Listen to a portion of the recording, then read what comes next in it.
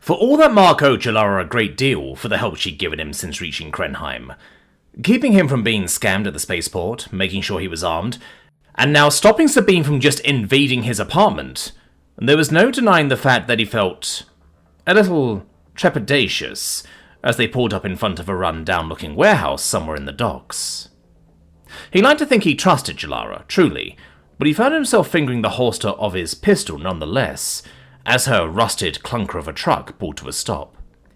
"You okay?" Jalara asked, glancing over at him as she cut the power to the engine.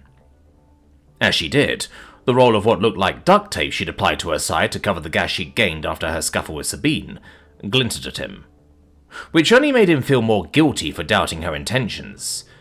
"Just fine," he responded instantly, forcing a grin. Jalara's vice lingered on him, her newly replaced faceplate seemingly staring into his soul, before she nodded and clambered out of her junker of a vehicle.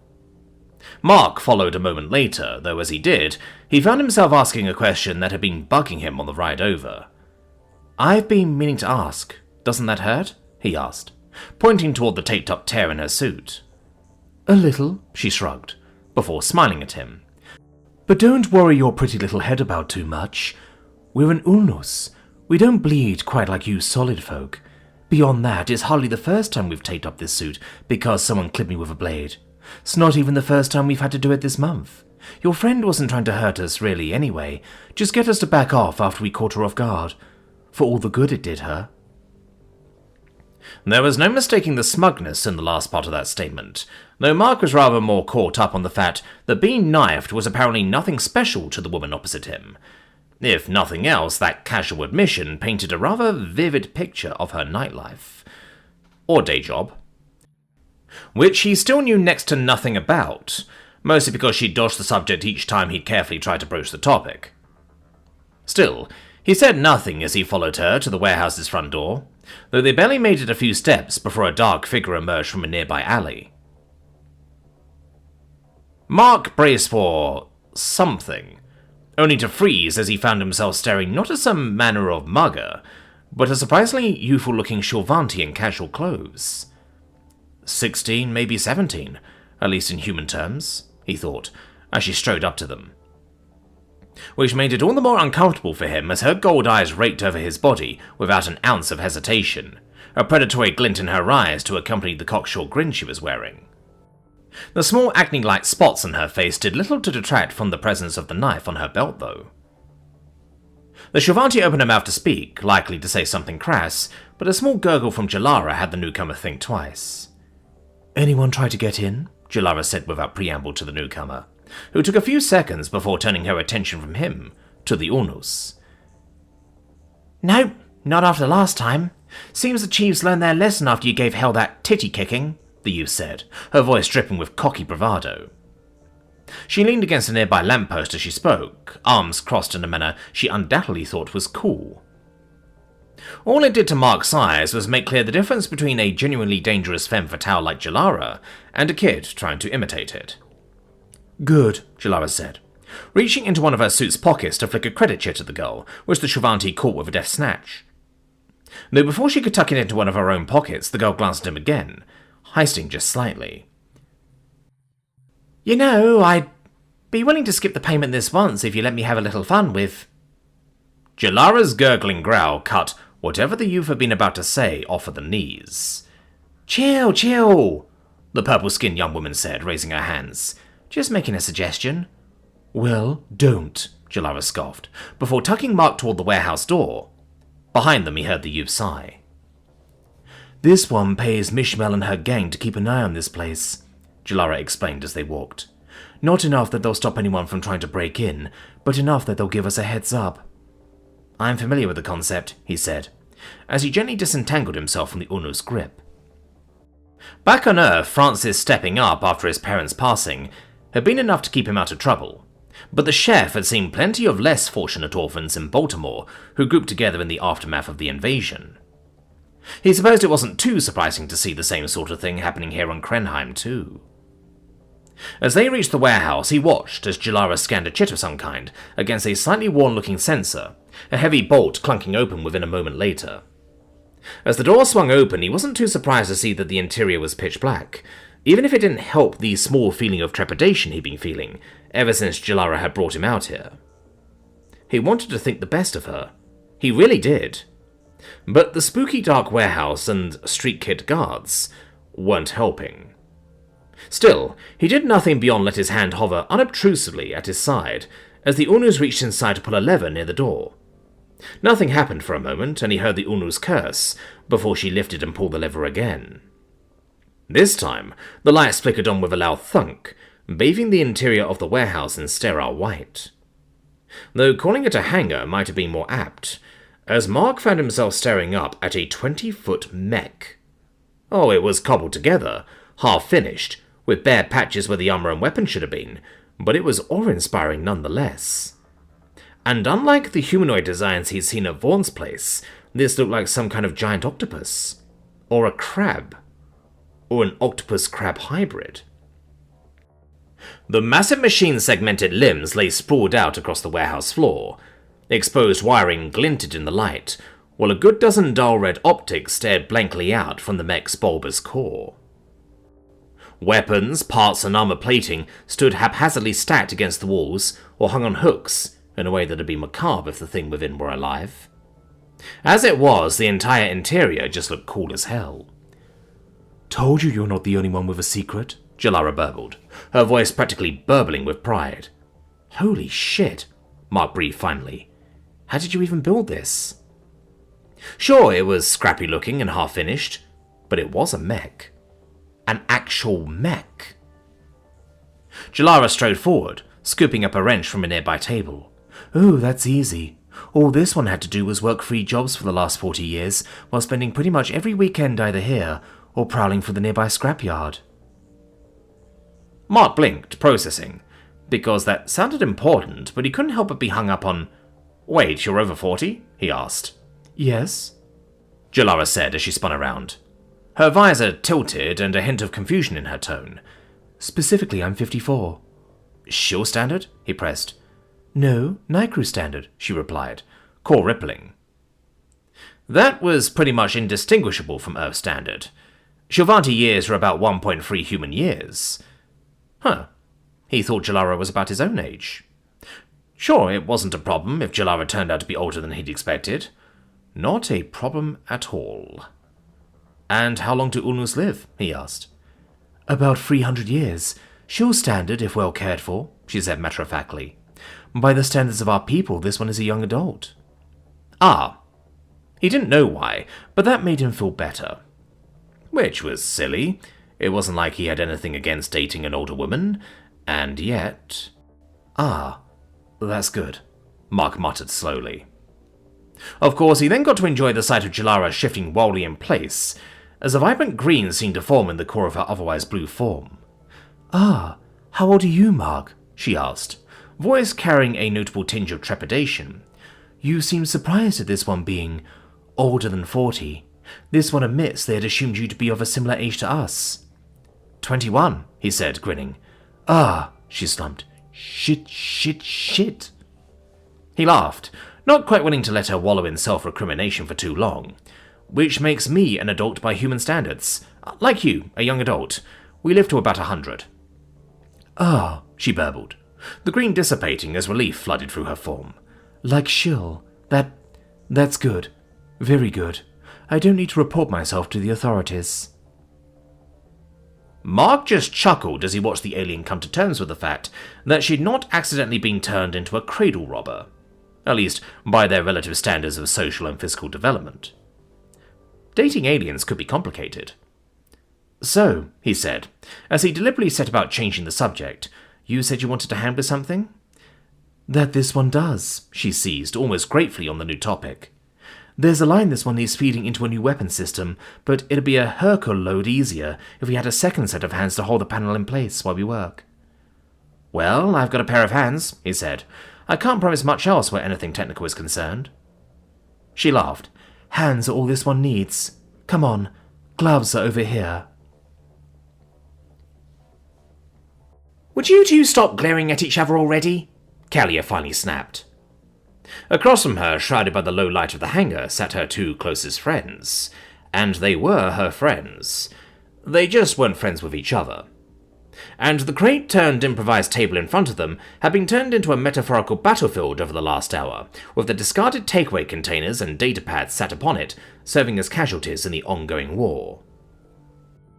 "We're supposed to be talking about finally getting out from under my mother's thumb, not indulging your ongoing rivalry-turned-relationship drama," Vaughn scowled, her black eyes flicking between the Persian mechanic and the night crew manager. At first, she'd been content to leave the matter alone. Teeps, she'd even derived some amusement from their bickering at first. It had been subtle enough. A glance, a smirk, a scowl, the occasional snipe. Nothing too out of the ordinary for the two, and something that usually settled down quickly enough once the trio actually got down to work. This time, though, it seemed the issue between them was not so easily ignored in favour of doing their actual jobs, and Kalia could only deal with so much passive-aggressive sniping. Her teenage years had been full of enough of that to last a lifetime. So she'd officially had enough. Soraya, being herself, simply shrugged, twirling her picksticks with a deliberate nonchalance. "No idea what you're on about, Cal. I'm not glaring," she said. "That's all tens." Well, she wasn't lying. Most of the glaring had come from Tanir. Indeed, the hated nickname had elicited a searing bout of it from the normally cool night crew. "Okay," Kalia said, interrupting whatever Tanir had been about to fire back with. "Then stop acting smug, Soraya. And Tanir, you stop glaring." Vaughn's gaze pinned the night crew. "Yes, she slept with Mark after you did, because, great shocker, the boy from the sex planet who slept with you on the first date and explicitly said he wants to keep things casual apparently likes to sleep around. And Soraya, being Soraya, immediately took advantage of that opportunity." Tanir's frown deepened as her fingers tightened around a crumpled takeout container. Soraya's grin widened, her heavy breasts shifting as she leaned back, practically preening. "Damn right I did," she chuffed. Though that didn't last long as Kalia whirled on her. "And you, stop acting so damn smug about it. Him sleeping with you doesn't mean you're the ancestors' gift to men. It just means he's easy." Soraya winced, her ears flattening against her head, mouth open, as if Kalia's words had struck her feminine ego square in the chest, which in a way it had. "Look, I agreed to hire on a human because they're the flavour of the month, but if neither of you can handle a human guy doing the thing you were both hoping he'd do when I said I'd hire one on, then break it off. Or I'll get involved and make you both break it off." "No!" Soraya and Tanir cried in unison, their voices echoing off the hangar's plasteel walls, which immediately made them exchange a quick, embarrassed glance before they both huffed. "Then grow up," Kalia said, her tone softening but firm. "It's not like you're being forced into the same harem. So suck it up and accept that the human is going to do the human thing. And for ancestors' sake, help me with this." She gestured at the datapad on the crate, its screen glowing with financial projections and sponsor contracts. Both women went silent, their grudging nods barely perceptible. Finally, Tanir smoothed her tunic, her silver eyes regaining their professional sheen, as she leaned forward to tap at a nearby datapad. Soraya did the same, albeit by picking one up and sitting back. Kalia, for her part, exhaled in relief, now that they were finally focusing on their latest problem. Her mother's latest attempt to yank her from the gladiator circuit and back into the family's corporate empire. It was mostly just threats for the moment, but there was a finality to them that suggested Kalia's time as a gladiator was swiftly reaching its expiration date. All because her mother wanted an heir. She sighed. Honestly, sometimes it was enough to make the woman wish she came from a normal family. If her father had had other wives rather than an ongoing stream of illicit mistresses, she'd have had sisters to foist the role of being heir on. Instead, her mother's monogamous marriage, some trendy nonsense at the time, had left Kalia as the sole heir and child. "Though I suppose it doesn't matter in the end," she thought. "It's not like she'd be more likely to have popped out a second child if Dad had other women, and she'd only let the kid born from her blood be heir to the business." That said heir had less than no interest in said business was ultimately irrelevant to the old woman. With that in mind, Kalia's ongoing plans only grew more important. How did negotiations with the Narmal rep go? She asked finally, turning to Tanir, eager to shift the conversation to something productive. Tanir straightened. Decently. The Narmal Collective is willing to risk stepping on your mother's toes by taking up the role of sponsoring you, but only if you win the Harkup. With that said, now that they're on board, between them and Nakmor, we'd have enough to cover expenses for you to go independent, if barely.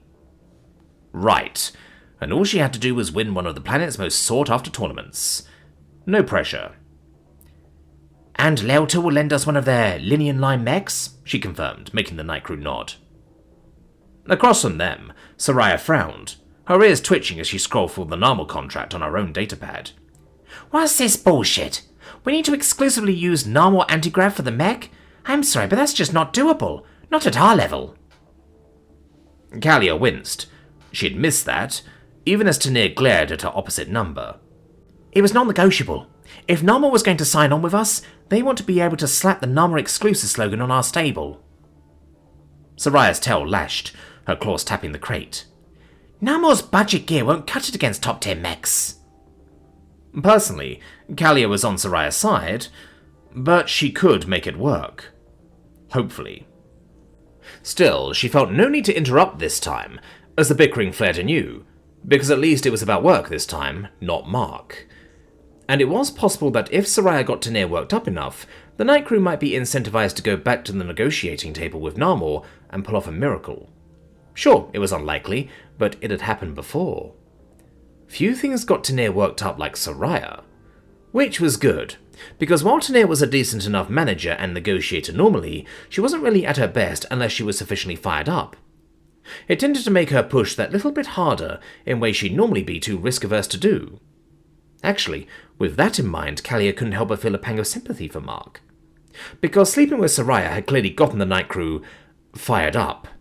And Tanir getting fired up had only made Soraya get more fired up, when before she doubtless would have been content simply to rub her conquest in the night crew's face. Now, though, the Persian would be interested not just in scoring a point over her rival, but winning over the night crew.